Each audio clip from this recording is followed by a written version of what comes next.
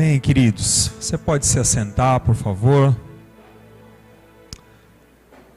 Bom, primeiro, pastor Diego, pastores, obrigado pelo carinho, obrigado por esse convite tão precioso, tão especial, né? Para a gente é tão gostoso participar de um momento tão importante como esse momento, né, de consagrar o ano, de orar pelos desafios, por tudo aquilo que Deus, ou que nós gostaríamos de colocar na presença de Deus para que Ele faça, para que Ele cumpra no nosso ano, né?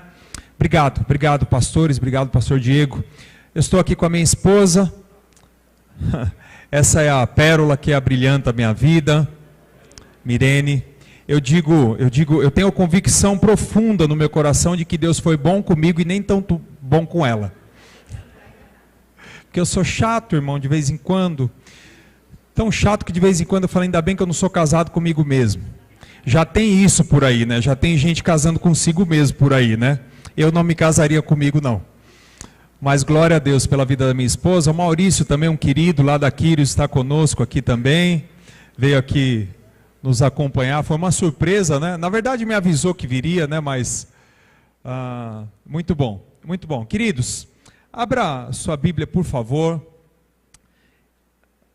no livro de Abacuque, profeta Abacuque, capítulo 1. Profeta Abacuque, capítulo 1, versos de 1 a 4.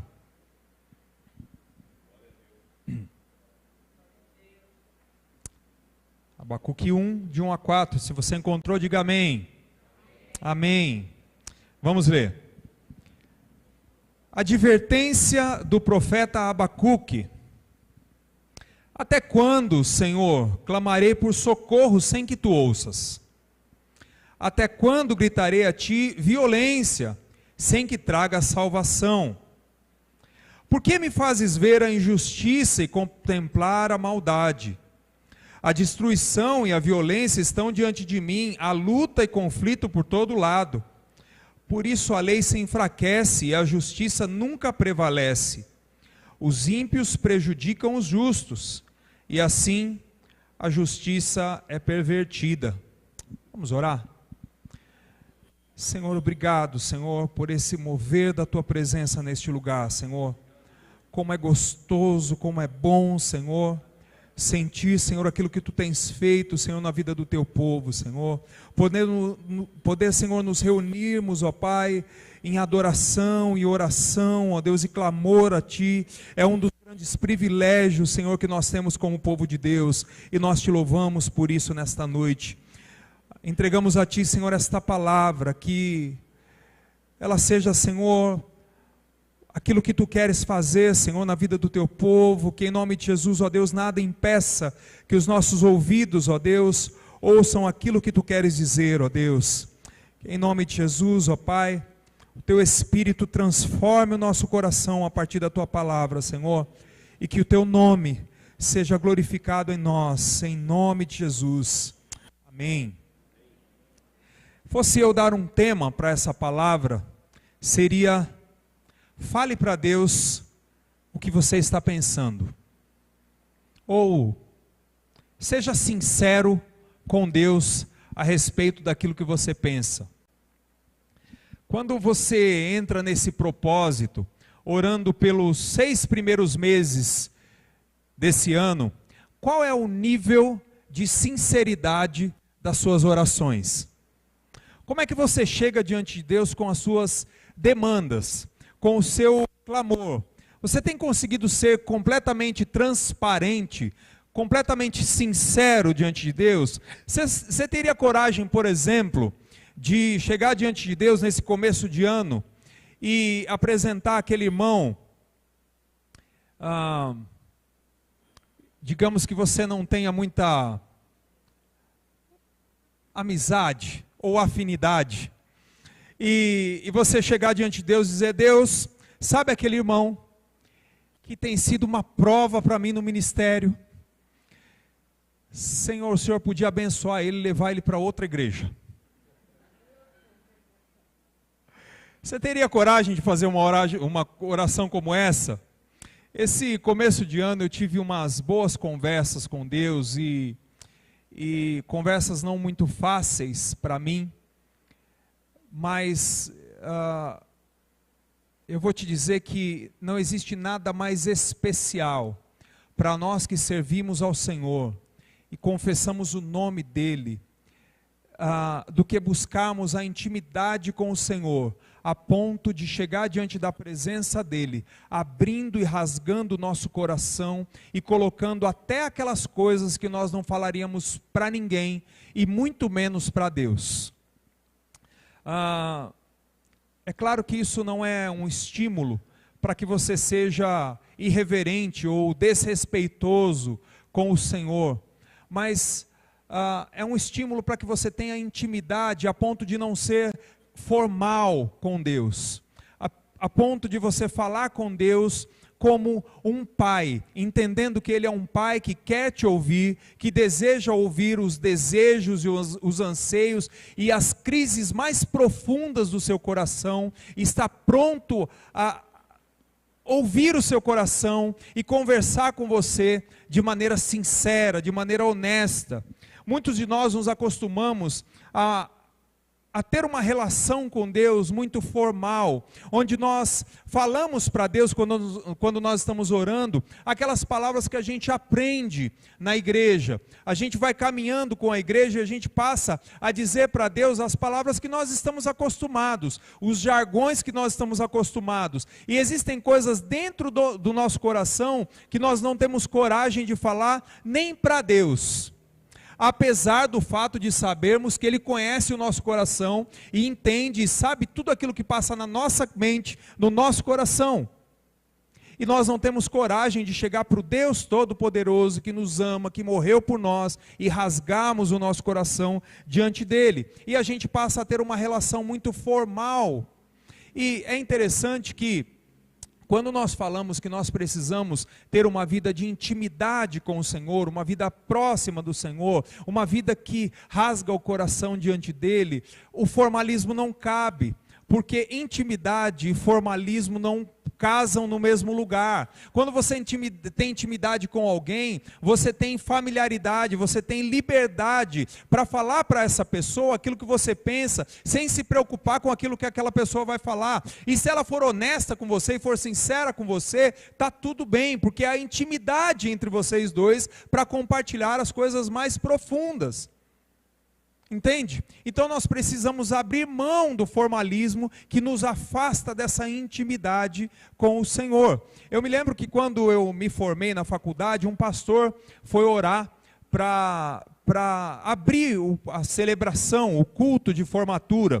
E quando esse pastor foi orar, eu me lembro, eu tenho o vídeo da formatura, e nós alunos todos sentados assim, então enquanto aquele pastor orava, a câmera passava pelos alunos, e alguns alunos olhavam para o professor e para o pastor orando, né, e olhavam e faziam assim, admirados com tantas palavras difíceis. Tem palavras que ele falou ali naquele momento que eu não sei o que significam até hoje, 20 e poucos anos depois, né? Mas o que eu quero dizer para você é isso, querido. Não cabe formalismo quando você tem um Deus íntimo, um Deus que quer ouvir o seu coração.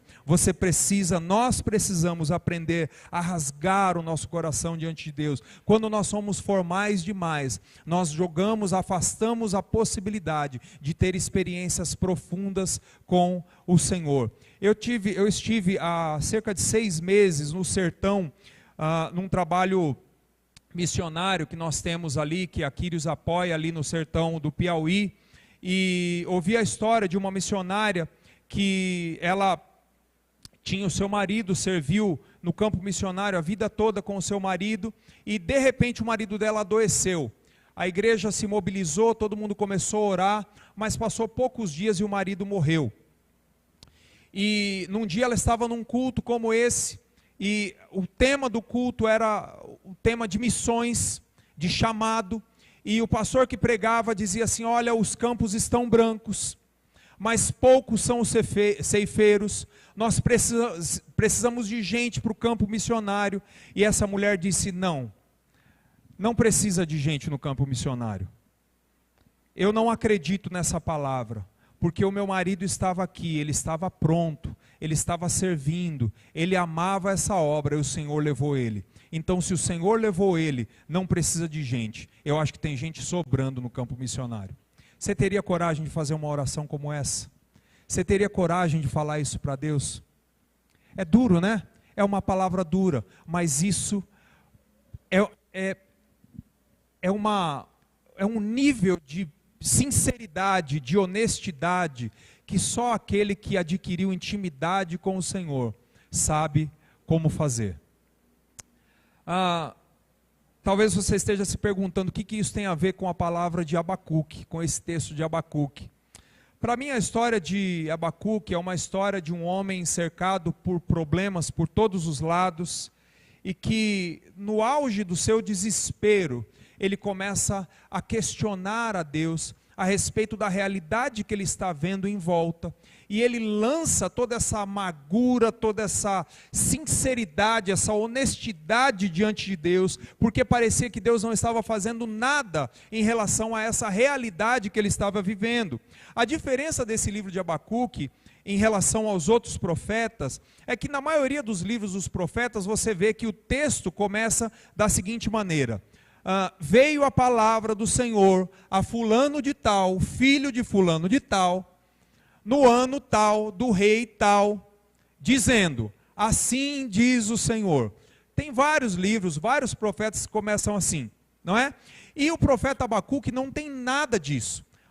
A história do profeta Abacuque não tem essa frase, assim diz o Senhor. Esse livro é uma conversa franca entre um homem aflito e o seu Deus, entende?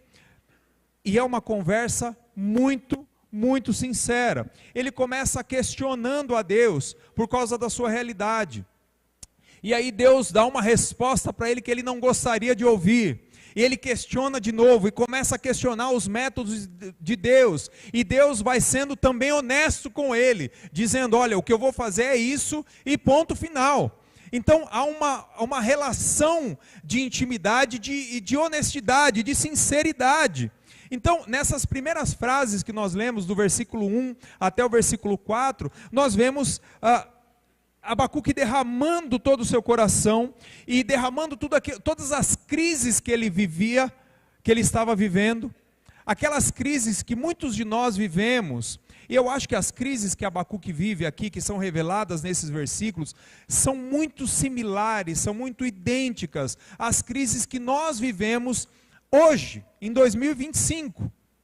São crises muito contemporâneas a nós, e nós vamos ver um pouquinho disso. E aí ele derrama todas essas crises diante de Deus, e eu acho que a resposta de Deus, apesar de não ser a resposta que ele gostaria de ouvir, ao longo do tempo, nós vamos vendo Deus trabalhando, inclusive, através das respostas honestas que Deus dá a um homem que estava sendo honesto com o seu Deus. E quais são essas crises, então, que Abacuque enfrenta? A primeira crise que Abacuque enfrenta é a crise da indiferença e do silêncio de Deus. Abacuque começa dizendo, até quando clamarei? Quando ele diz até quando, significa que não era a primeira vez que ele estava clamando. Significa que ele não estava começando a orar agora, não é aquele momento, não era a primeira vez que ele estava colocando as suas crises e as suas dores diante de Deus. Ele insistia, mas a impressão que ele tinha é de que Deus estava em silêncio, de que Deus não estava ouvindo. Eu não sei se você já teve essa impressão de orar,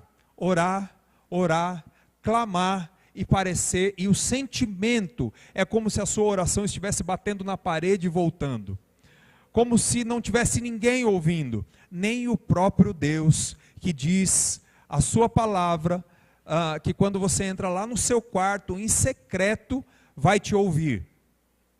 E aí você, na realidade, você está sentindo que a sua experiência não tem sido tão assim, porque a impressão que você tem é de que o Senhor não está te ouvindo. Outro dia eu ouvi, num podcast, um pastor dizendo para o entrevistador, eu não me lembro exatamente qual era a pergunta, mas o pastor dizia para aquele entrevistador, e ele falou assim, olha, Deus sempre ouve as minhas orações, tudo que eu oro, todas as coisas que eu peço para Deus, Deus sempre me responde. Eu fiquei só com esse pedacinho do podcast, porque eu entrei em crise. Falei, Deus, ou eu estou orando errado, ou eu não tenho fé suficiente, ou o Senhor não me ama, ou eu estou em pecado. São as coisas que normalmente a gente começa a questionar, porque eu falei, não é possível, essa impressão que eu estou tendo não pode ser só minha. Eu gostaria de poder um dia dar o testemunho que esse pastor está dando. Tudo que eu oro, tudo que eu clamo, Deus sempre me atende. Aliás, não sei se seria bom, porque eu não sei se seria bom Deus me atender sempre. Essa que é a verdade. A reação de muitos de nós, quando nós nos deparamos com o aparente silêncio de Deus, muitas vezes é desistir de clamar.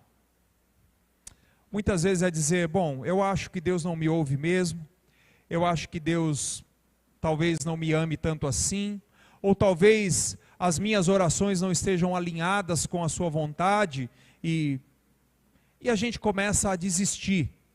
E quando a gente conversa com alguém que a gente gostaria de receber uma palavra sobre isso, a pessoa diz para nós assim, o silêncio de Deus também é resposta. E você diz, eu não quero saber do silêncio de Deus, eu estou orando porque eu quero a voz de Deus. É bonito a gente ouvir isso, né? Que o silêncio de Deus também é romântico, não é? Mas quem é que vai orar e quer o silêncio de Deus? A gente não quer o silêncio de Deus, a gente quer a voz de Deus, e de preferência bem alto, para nós entendermos qual é a direção que Ele tem para a nossa vida. Segunda crise que Abacuque passa é a crise da falta da providência de Deus. Ou seja, a primeira crise, ele acha que Deus não o está ouvindo. E a segunda crise é que ele entende, ou que a realidade dele mostra que Deus não está, na verdade, fazendo nada. E ele diz, até quando gritarei a ti violência, sem que tu tragas salvação? A palavra gritarei aqui, significa chorar com o coração perturbado. Você já chorou com o coração perturbado? Sabe aquele choro sentido que vem da alma? Ele estava implorando há algum tempo, e o que Deus estava fazendo? Nada. Nenhum sinal da mão de Deus. Para Abacuque, Deus não estava tomando as providências de algo que era tão óbvio. Violência, maltrato, pecado, perseguição do seu povo. Quando você faz uma oração por esses motivos, não é óbvio que Deus deveria responder? Não é óbvio no nosso coração que Deus deveria fazer alguma coisa? E às vezes quando a gente clama a Deus e nós vemos que Deus não faz nada, ou pelo menos não vemos nada mudar, não vemos a mão de Deus agindo, nós começamos a pensar que nós não entendemos o que é de fato a intenção de Deus a respeito dos sofrimentos que nós vivemos. E começamos a questionar, inclusive, as promessas da palavra de Deus, porque nós dizemos, Deus, a tua palavra me promete isso, e eu estou orando por isso, e o Senhor não está fazendo isso. Como é que eu faço? Eu continuo clamando, eu continuo gritando, eu continuo orando, e o Senhor não está fazendo, mas é tão óbvio que o Senhor deveria fazer. O grande problema não é Deus não fazer e nós entendermos no nosso coração que nós estávamos clamando por algo que não era a vontade de Deus, porque muitas vezes o Espírito Santo revela ao seu e ao meu coração de que aquilo que nós estamos clamando não é a vontade de Deus para nós, não é a direção de Deus para nós, e o nosso coração se acalma para mudar de direção, porque nós sentimos a direção de Deus dizendo que nós precisamos abandonar isso que nós estamos clamando, clamando, isso que nós estamos pedindo, e seguir numa outra direção, porque o Espírito Santo trabalha o nosso coração, muitas vezes nesse sentido. O problema é quando nós temos essa convicção que Abacuque tinha no seu coração, de que aquilo que ele estava clamando era óbvio, que Deus deveria fazer. Esse é o problema. É quando nós temos certeza de que Deus deveria fazer. Não é questionar o poder de Deus para fazer, não é questionar a condição de Deus para fazer o milagre, mas é questionar a obviedade. É tão óbvio, e por que Deus não faz? Uma vez nós tivemos uma experiência lá na Quírios, alguns anos atrás, acho que 17 anos atrás, eu acho, em que um casal com um filhinho de 2 anos, a esposa foi trabalhar e era antevéspera de Natal, e ela disse: olha, eu não vou deixar ele, eu não vou levá-lo para a creche, porque depois eu vou comprar os brinquedos, os presentes de Natal, e vai ser ruim para ir com ele. E deixou na casa dos avós. O avô subiu com aquela criança na laje, e numa distração a criança caiu, 6 metros de altura. Aquela correria, hospital, vai para um hospital, transfere, vai para outro hospital, a igreja toda envolvida em oração. Nós fomos para aquele hospital, e a mãe trabalhava num hospital aqui de São Paulo, conseguiu uma sala para nós, e nós nos reunimos ali, viramos a madrugada orando, e clamando para que o Senhor fizesse um milagre. E eu me lembro claramente, quando eu estava pensando nessa palavra, Deus me lembrou exatamente desse momento, de uma irmã que chegou numa roda de conversa que nós tínhamos ali no hospital, e que ela falou assim: eu não acredito que o Senhor não vai fazer o milagre, porque Deus ama essa família, e Deus ama essa criança, eu creio que Deus vai fazer o milagre. E nós nos animamos com aquilo. 5 dias depois, no dia 31 de dezembro, a criança faleceu. Isso coloca em xeque a nossa fé, não é?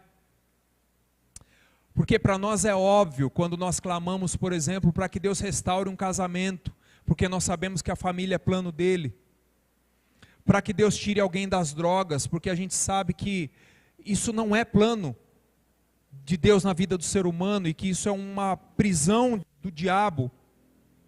Não é óbvio que Deus liberte, que Deus deva libertar, mas aí a nossa fé é colocada em xeque, quando a providência de Deus não chega. Há ainda uma terceira crise que Abacuque vive,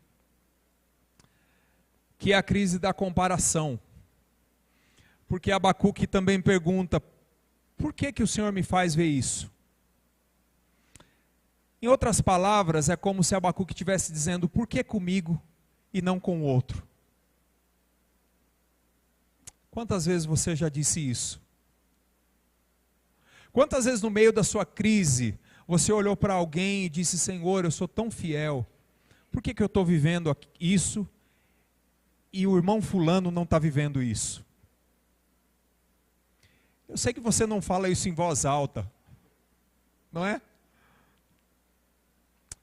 Você diz assim: por que o meu filho se desviou do evangelho, enquanto o filho do irmão fulano está adorando, vai ser pastor, está crescendo, se batizou? E você começa a olhar para as situações em volta e fazer essa comparação. Se tem uma crise que nós vivemos demais, irmão, demais, nas dificuldades e nas lutas que nós vivemos na nossa vida, é comparar e imaginar esse motivo. Por que acontece comigo e não com o outro? Por que na minha família? Por que na minha empresa? Por que na minha carreira? Por que no meu casamento? Por quê? Por que comigo e não com o outro? Mas quando nós paramos nos momentos de luta, nos momentos de crise, e começamos a comparar, nós perdemos a excelente oportunidade de nos concentrar na nossa própria crise, na nossa própria realidade, e perguntar para Deus: Deus, o que é que o Senhor está querendo ensinar para mim nesse momento? entre eu e o Senhor, o que é que tem de errado? Entre eu e o Senhor, o que precisa ser mudado na nossa relação? O que no meu coração precisa ser transformado e eu não estou conseguindo entender no meio dessa crise toda? Você vai se lembrar, por exemplo, da história de Caim e Abel. Por que Caim mata Abel? A Bíblia diz, porque as obras de Abel eram melhores do que as obras dele.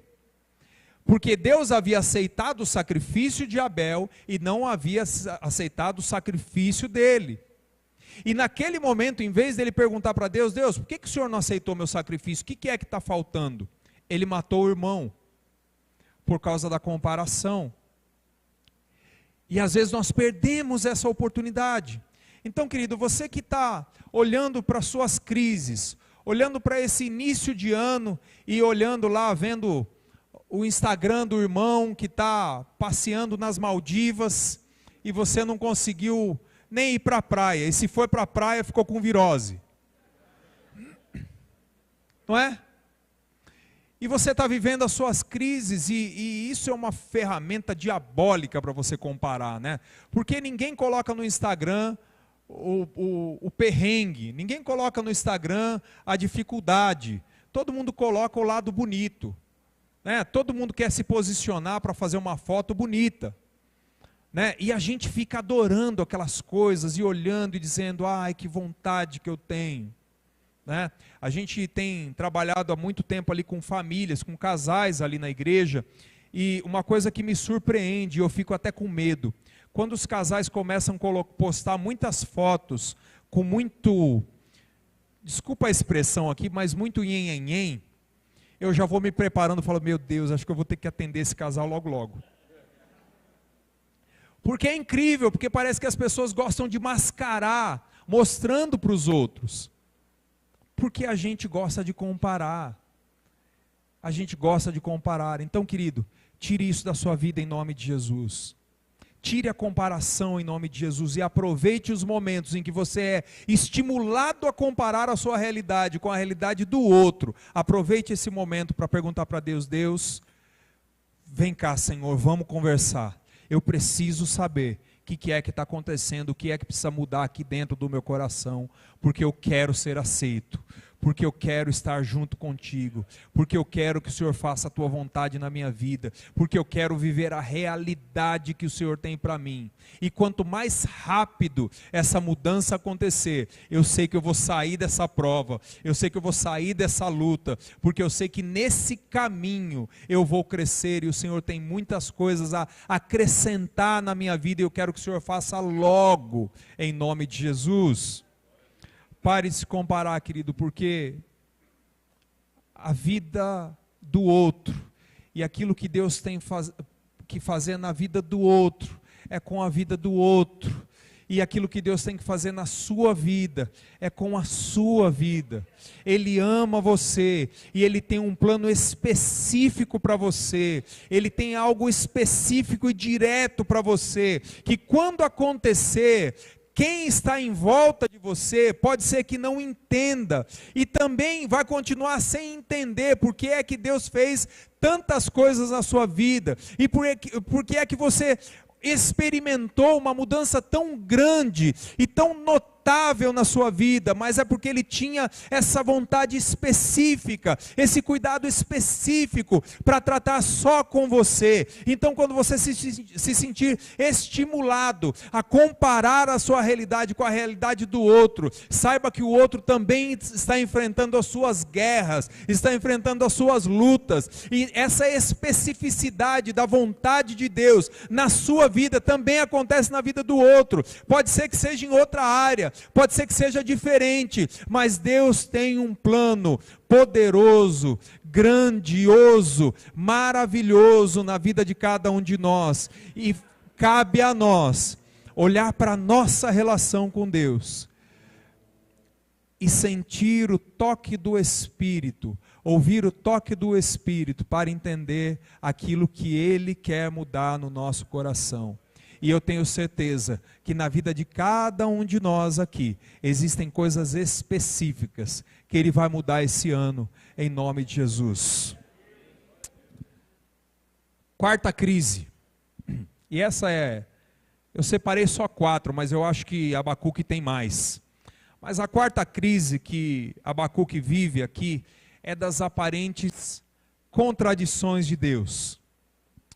Porque Abacuque diz para Deus o seguinte, ele diz, Deus, o Senhor é justo, mas a justiça não está prevalecendo. Eu não estou entendendo, porque uma coisa não casa com a outra. Em outras palavras, é isso que ele está dizendo. E se você for olhar para a sua experiência, para a nossa experiência como igreja, nós cremos que Deus é um Deus justo, mas a gente vê injustiça o tempo todo acontecendo. Lá no teu trabalho, lá no meio da tua família, nos lugares onde você frequenta, você vê as injustiças acontecendo aos montes, e você muitas vezes se questiona, e diz, Deus, onde é que está a tua justiça? Você sabe que Deus é bom, você tem essa convicção, mas a gente é cercado por maldade o tempo todo. Então essas são aparentes contradições da vontade de Deus, da providência de Deus. Parece que Deus tem um caráter, mas parece que o que acontece é completamente oposto ao caráter. E claro que a palavra de Deus nos explica todas as consequências do pecado e tudo mais, mas na nossa fé de que o Senhor é soberano e é poderoso e pode todas as coisas, nós esperamos que se o nosso Deus é bom, que o mal não prevaleça. Que a grandeza de Deus, que a paz de Deus e que as manifestações de Deus é que aconteçam. E a gente não desfruta disso. Por quê? Porque a gente acha que é uma contradição. E se nós olharmos para o nosso mundo, se nós olharmos para a nossa realidade, onde quer que nós possamos frequentar, os lugares que nós possamos ir, em todo lugar existem coisas acontecendo que não tem nada, absolutamente nada a ver com o nosso Deus e com o caráter do Deus que nós cremos. Isso é uma contradição. Vocês vão se lembrar, há cerca de 3 meses atrás, caiu um avião aqui no interior de São Paulo, e um primo meu estava no voo.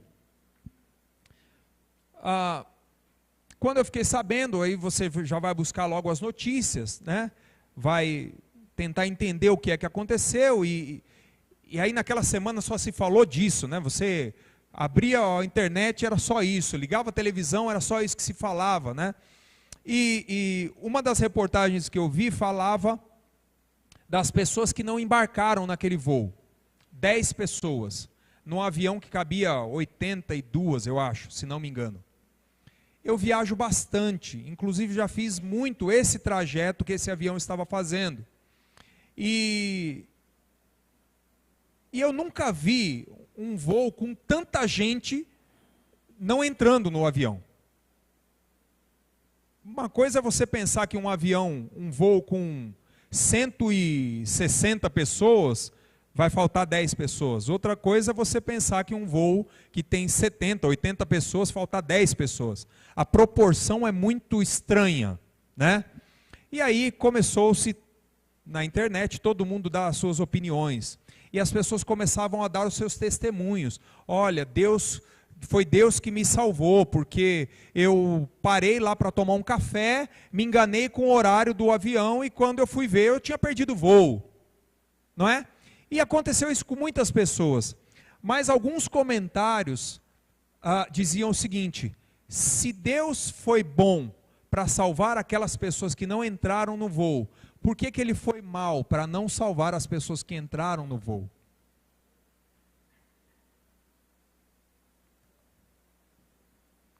É uma questão sincera. Haja honestidade para isso. Como eu disse, eu mesmo já fiz esse trajeto muitas vezes, eu mesmo não estava naquele voo. Existe explicação para isso? No meu coração, a única explicação que existe é que o nosso Deus é soberano. E por mais que eu ache que aquilo que Deus faz ou aquilo que Deus não faz, Deus está entrando em contradição. A soberania dele é tão maior e tão mais profunda que nós nunca vamos compreender. Mas a nossa fé nos leva a crer que dentro da soberania dele, ele revela o seu amor, ainda que seja uma tragédia. Aí você vai dizer assim, mas isso não consola as pessoas que perderam seus entes queridos. É verdade. É verdade. Mas o que a palavra de Deus, o que a Bíblia que eu creio e que eu leio diz, é que quando alguém sofre, eu não tenho a prerrogativa de tirar o sofrimento dela.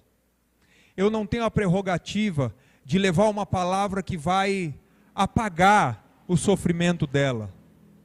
A Bíblia diz que quando o Senhor Jesus sobe, vai para a sua ascensão, ele deixa o Espírito Consolador. E o Espírito só seria consolador se ele estivesse consolando. Ele não é um Espírito que apaga a dor. Ele não é um Espírito que elimina a dor. Mas ele é um Espírito que consola a dor. E a palavra de Deus me diz, chora com os que choram. Então, se eu não tenho resposta, eu vou me fazer presente. E eu vou ser a ferramenta de Deus, para que as contradições, que eu imagino que são contradições de Deus, se tornem na verdade vínculos de paz. Vínculos onde o Espírito Santo age e demonstra na história que Deus tem planos profundamente e grandiosamente mais soberanos e poderosos e muito acima dos nossos pensamentos, como diz a palavra de Deus. Então, Abacuque expõe toda a sua crise, a resposta de Deus vem, ela não é a resposta que ele esperava, porque quando ele reclama de tudo isso acontecendo, Deus diz para ele, eu vou levantar os caldeus, um povo impiedoso, um povo injusto, que a sua lei é o seu próprio braço, eles vão passando por cima de todo mundo, e eles não respeitam ninguém, e eu vou usar esse povo para disciplinar o meu povo. E aí, Abacuque fica muito bravo com isso, ele diz, como é que o Senhor vai corrigir um povo injusto com um povo mais injusto? Isso não está certo, como é que o Senhor vai fazer isso? E a resposta que Deus dá para Abacuque eu acho maravilhosa, porque ele diz assim, meu filho, não vai demorar muito tempo, estou parafraseando aqui, tá, gente? Não vai demorar muito tempo, aliás, vai ser por um momento, tudo bem que o momento era 70 anos, vai ser por um momento, mas o justo viverá pela fé. Sabe o que é que, para mim, no meu coração, Deus estava dizendo aqui? Meu filho, calma, calma, porque você vai sobreviver. Se você acha que a crise está forte demais, a palavra do Senhor para você essa noite, calma, você vai sobreviver.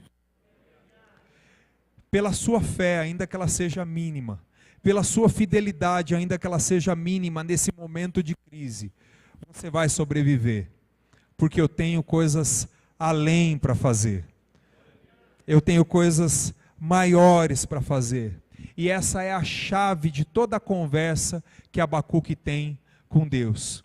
O meu justo viverá pela fé. Calma, filho, não é o fim. Calma, filho, tem ainda muita coisa para fazer.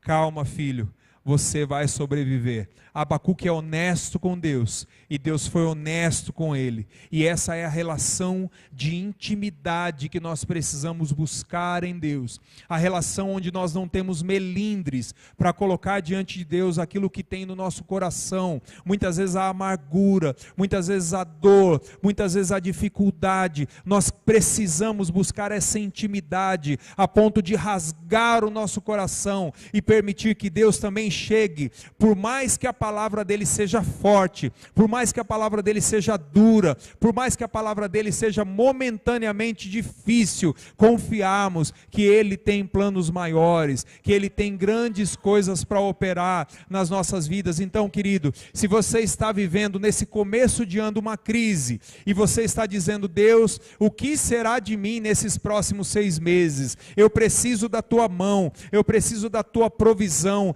eu preciso da tua providência. Seja honesto, você pode ser honesto com Ele, você pode ser sincero com Ele. Às vezes eu me pergunto, sabe, por que Deus permite orações como essas, tão amarguradas de Abacuque na Bíblia? Eu acho que se eu fosse Deus, eu dizia: não, essa oração aqui tira fora, isso aqui vai tirar minha moral. Como é que alguém fala desse jeito comigo? Eu sou o Deus Todo-Poderoso, Criador do céu e da terra, eu que falei, eu que fiz ele, fui eu que criei ele. Como é que eu vou deixar uma orientação dessa, uma oração dessa na minha palavra? Isso vai depor contra mim, isso vai depor contra a minha autoridade. E aí eu começo a lembrar de outras orações como essas. 1 Reis capítulo 19, verso 4, se não me falha a memória, quando Elias chega diante de Deus e diz: Deus, basta, tira a minha vida, porque eu não sou melhor que os meus pais. Tem oração mais sincera que essa? Ou no final do Salmo 39, bem no finalzinho, último verso do Salmo 39, quando Davi chega para Deus, olha essa aqui, essa eu acho o must da sinceridade. Davi chega para Deus e diz: Deus, desvia o teu rosto de mim, para que eu tenha um pouco de paz antes de morrer. Você teria coragem de fazer uma oração dessa? Se você não teria, eu quero te estimular a ter. Porque são essas orações sinceras e honestas que Deus quer ouvir da nossa boca. São essas orações profundas que Deus espera que nós compartilhemos com Ele, porque isso mostra a intimidade entre um pai e filho. Você só é honesto, você só é 100% sincero, quando você tem um nível de intimidade que estimula isso. Deus permite orações como essas na sua palavra, porque Ele é um Deus de graça, e Ele não está com você apenas no dia em que você se levanta da sua cama, realizado e feliz e sorridente, mas Ele está com você também no dia mau, porque Ele é um Deus de graça, e que o seu amor transborda de tal maneira, que não existe nada que você fale para Ele, que Ele não queira ouvir, ou que Ele já não saiba que está dentro do seu coração. Quando nós estamos nos nossos melhores dias, Ele está conosco, nos ouvindo. Mas quando nós estamos nos nossos piores dias, Ele se identifica conosco, porque Ele é um Deus de graça e porque Ele nos ama. Nós podemos ser honestos com Ele, porque a sua graça nos abraça e nos entende, porque o seu amor nos envolve. E nessa intimidade é que nós precisamos viver. Querido, se eu posso estimular você a buscar alguma coisa nesses 6 primeiros meses do ano, busque essa intimidade, e que não tenha nada que você queira esconder dele, que não tenha nada, por pior que seja um pecado, ou seja a dor mais profunda, que não tenha nada, apesar de saber no seu coração, que Ele ouve o seu coração, que Ele é onisciente, que Ele entende a sua mente, que Ele sabe o que você pensa. Muitas vezes o que Ele quer é ouvir sair pela nossa boca a transparência do nosso ser, e lavar a nossa alma diante do nosso Deus, e nós podemos sair da presença dEle, dizer: eu lavei a minha alma, eu rasguei a minha alma, tudo que eu tinha eu já apresentei diante de Deus, eu não guardei nada, eu não estou com nada escondido, toda a minha alma é transparente, toda a minha vida está derramada diante do altar dEle, e agora, Senhor, é contigo, agora o Senhor faz aquilo que o Senhor quiser. Faz de mim aquilo que o Senhor quiser. Quando nós estamos angustiados, eu já vou terminar, como Abacuque, a ponto de termos a necessidade de sermos tão sinceros com Ele. Quando nós estamos desesperançosos, quando a nossa fé não é tão forte como era antigamente, quando a gente está igual a Abacuque, ou igual a Elias, ou igual a Davi, a gente tem dois caminhos para tomar: ou o caminho da dúvida, ou o caminho da incredulidade. O caminho da dúvida é quando você não entende o que Deus está fazendo, você não sabe a vontade de Deus, mas você está rasgando o coração e busca nele a resposta para essa dúvida. E por mais que você não entenda, você continua confiando e aguardando nele, que cumpra a vontade dele, porque a vontade dele é boa, perfeita e agradável. Ter dúvida não é ruim. Ruim é nós não buscarmos a resposta para essas dúvidas no Deus que tudo sabe, que tudo vê e que tudo pode. Esse é um caminho. E o outro caminho é o caminho da incredulidade. E o caminho da incredulidade é o caminho onde nós clamamos a Deus, colocamos as coisas diante dele, mas quando nós não sentimos que ele está nos respondendo, nós fugimos da presença dele e abandonamos o propósito dele para a nossa vida. Para mim é muito claro o caminho que Abacuque toma depois de toda a conversa que ele tem com Deus, depois de toda a sinceridade que ele expressa para Deus e que Deus expressa para ele. E a decisão que ele toma está bem expressa no capítulo 3, a partir do versículo 17, onde Abacuque diz o seguinte: mesmo não florescendo a figueira, não havendo uvas nas videiras, mesmo falhando a safra de azeitonas, não havendo produção de alimento nas lavouras, nem ovelhas no curral, nem bois nos estábulos, ainda assim eu exultarei no Senhor e me alegrarei no Deus da minha salvação. O Senhor soberano é a minha força, Ele faz os meus pés como os do cervo, Ele me habilita a andar em lugares altos.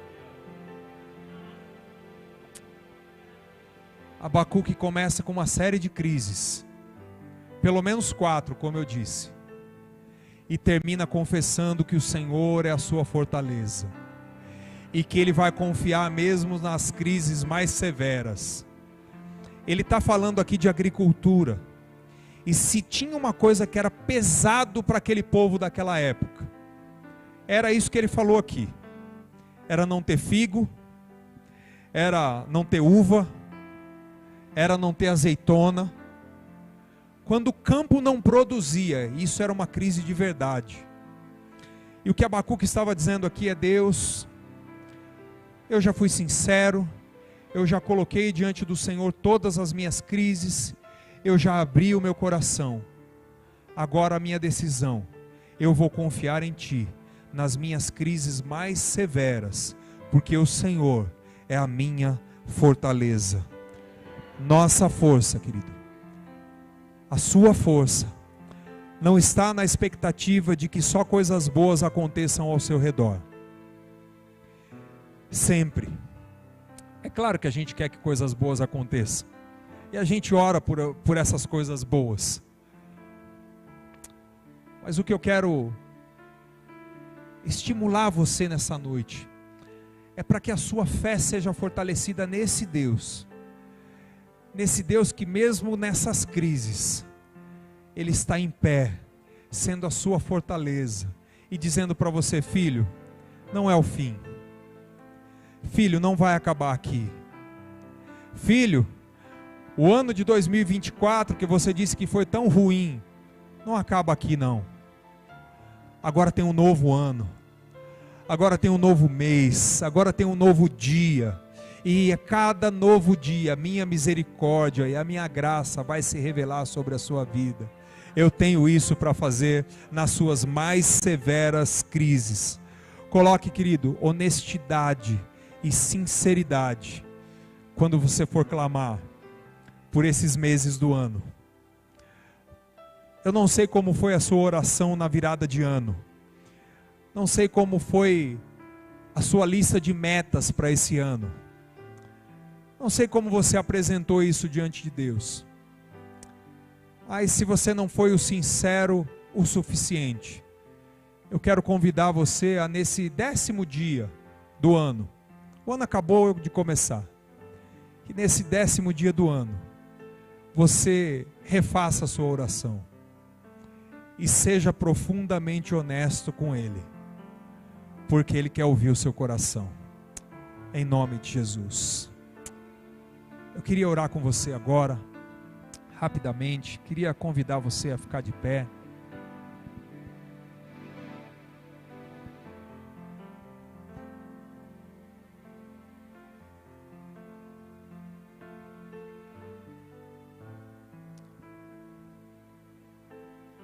Eu quero orar com você, mas antes de orar, queria que você tivesse alguns momentos de oração, você e Deus.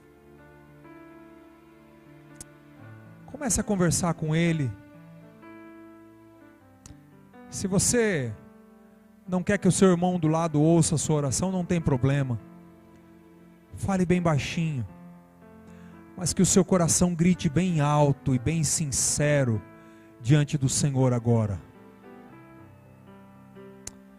O que é que você precisava colocar diante de Deus e que você não colocou ainda? Qual é a crise que você ainda não apresentou diante de Deus e que está corroendo o seu coração? Ele está aqui, Ele está te ouvindo. Querido Deus, em nome de Jesus, nós te louvamos, Senhor, porque Tu és um Deus que entende o nosso coração, Pai. Deus querido, em nome de Jesus, ó Pai, nós colocamos diante de Ti, Senhor, toda e qualquer amargura que porventura haja no nosso coração, Senhor, nós colocamos diante de Ti, Senhor. Colocamos diante de Ti, Senhor, os nossos porquês, ó Pai. Senhor, colocamos diante de Ti, Senhor, as nossas dúvidas, ó Deus. Nós colocamos diante de Ti, Senhor, as nossas rebeldias, ó Deus, as nossas revoltas, ó Pai, por todas as vezes, ó Deus, que nós entendemos, ó Deus, que o Senhor não estava nos ouvindo, ó Deus, mas em nome de Jesus, ó Pai, que nesta noite nós possamos entender, Senhor, que por mais, ó Deus, que nós vivamos, ó Deus, fases difíceis, ó Deus, fases, ó Deus, em que nós precisamos apresentar, Senhor, toda a nossa luta diante de Ti, Senhor. O Senhor é um Deus de graça, o Senhor é um Deus de amor, o Senhor é um Deus de poder, o Senhor é um Deus presente, Senhor, e que se familiariza, Senhor, com as nossas mais profundas dores, ó Deus. Deus querido, em nome de Jesus, ó Pai, eu quero clamar a Ti, Senhor, que o Teu poder, ó Deus, que o poder do Teu Espírito possa, Senhor, renovar a esperança, Senhor, de cada um dos nossos corações. Pai querido, em nome de Jesus, ó Deus, todo levante, Senhor, que se opõe, Senhor, à Tua esperança no nosso coração, ó Pai, seja colocado por terra, em nome de Jesus, nesta noite, ó Pai, que por meio, Senhor, do Teu Espírito, Senhor, o nosso coração e a nossa fé, Senhor, sejam fortalecidos, ó Deus, na Tua presença, Deus. Tu és o nosso Deus Todo-Poderoso, Senhor, e nós queremos declarar, Senhor, ainda que a figueira não floresça, Senhor, Tu és a nossa fortaleza, Senhor, em nome de Jesus, ó Pai, nós queremos confessar, declarar, Senhor, diante de todo o principado, diante de toda a potestade, Senhor, que Tu és a nossa fortaleza, Pai, em nome de Jesus, ó Pai, em nome de Jesus, nós confessamos a Ti, Senhor, como Deus soberano das nossas vidas, ó Pai. Deus, em nome de Jesus, ó Pai, Senhor, nos leva, Senhor, a um ambiente, Senhor, de profunda intimidade contigo, Senhor. Deus, nós queremos esse ambiente, Senhor, nós precisamos desse ambiente, Senhor. Deus querido, em nome de Jesus, ó Pai, o nosso coração, Senhor, necessita desse ambiente, Pai. Deus, em nome de Jesus, ó Pai, que aqueles, ó Deus, que perderam, Senhor, essa intimidade, ó Deus, ao longo do tempo, Deus querido, em nome de Jesus, eu clamo a Ti, Senhor, para que nessa noite, Senhor, essa intimidade comece a ser alimentada, Senhor, comece a ser, Senhor, restabelecida, Pai, para a honra e glória do Teu nome. Deus, em nome de Jesus, ó Pai, que a Tua igreja, Senhor, sempre encontre lugar na Tua presença. Pai querido, em nome de Jesus, ó Deus, nós queremos abrir mão, Senhor, de toda formalidade, de toda religiosidade, Senhor, de toda palavra frívola. Senhor, nós queremos abrir mão, Senhor, de toda palavra, Senhor, para os outros ouvirem, Senhor. Deus, nós queremos, Senhor, nos achegar até a Tua presença, Senhor, com a nossa vida totalmente, Senhor, rasgada e transparente diante da Tua presença. Deus, em nome de Jesus, ó Deus, que as angústias, ó Deus, que porventura venham ao nosso coração, Senhor, possam, Senhor, ser transformadas em palavras, ó Pai, para que nós confessemos diante de Ti, Senhor, que és o nosso Deus. Pai querido, em nome de Jesus, nos dá, Senhor, a coragem, Senhor, de falar para Ti, Senhor, aquilo, Senhor, que pouco nós temos coragem, Senhor, de sequer pensar.